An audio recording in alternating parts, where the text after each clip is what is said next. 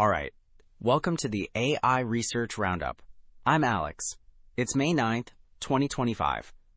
Today we're looking at an ICLR conference paper, Wide Neural Networks, Trained with Weight Decay Provably Exhibit Neural Collapse, published just over 3 months ago.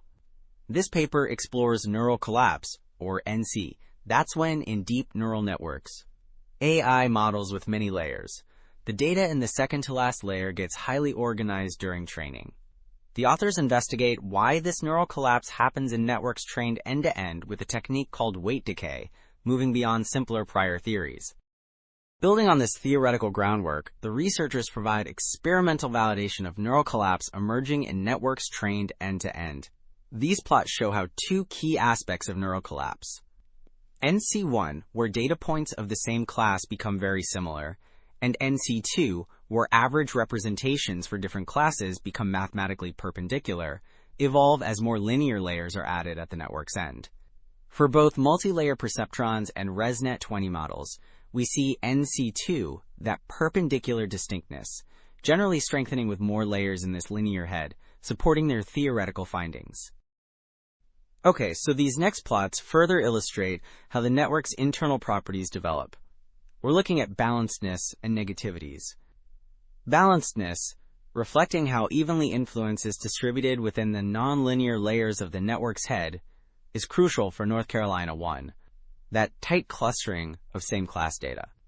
The first two charts show both minimum and mean balancedness values decreasing as more nonlinear layers are added, meaning the layers are becoming more balanced. Similarly, negativities, another internal network measure, also trend downwards.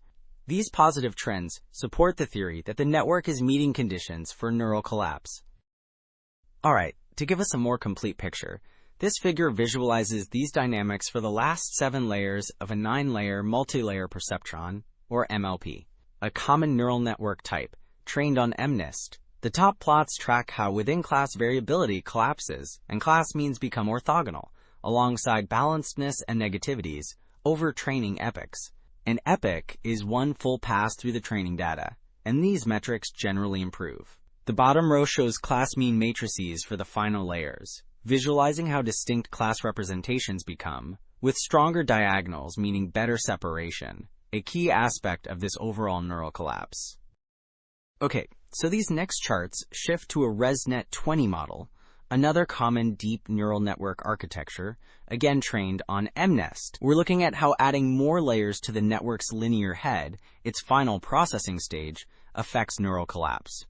The first two plots show NC1, that within-class similarity, generally strengthening as more layers are added. The third and fourth plots track NC2, the distinctness between class averages. We observe this NC2 aspect also generally improving, and notably, it becomes more prominent in the first layer of this linear head as its depth increases, further supporting the idea that deeper linear heads help achieve this organized state. So, while we just saw how linear head depth impacts ResNet-20, these earlier plots for the multi-layer perceptron really drive home how these neural collapse characteristics, like the shrinking within-class differences and the increasingly distinct class averages, develop layer by layer throughout the training process. The visualizations of the class mean matrices at the bottom there, those grids, vividly show the final layers settling into that highly structured, separable state. This is precisely what the theory predicts for networks trained with gradient descent. That's the primary algorithm the AI uses to learn by gradually tweaking its settings and weight decay. So wrapping up our look at this fascinating research, it really provides the first solid theoretical backing for why neural collapse happens in deep neural networks when they're trained end-to-end using gradient descent and weight decay. The authors show that achieving this highly structured state relies on the network learning the data well. That's the interpolation, and maintaining a certain balance in its internal weights. It's a significant step beyond earlier, more simplified models. That's all for this AI Research Roundup. Thanks for tuning in, and I'm Alex, signing off.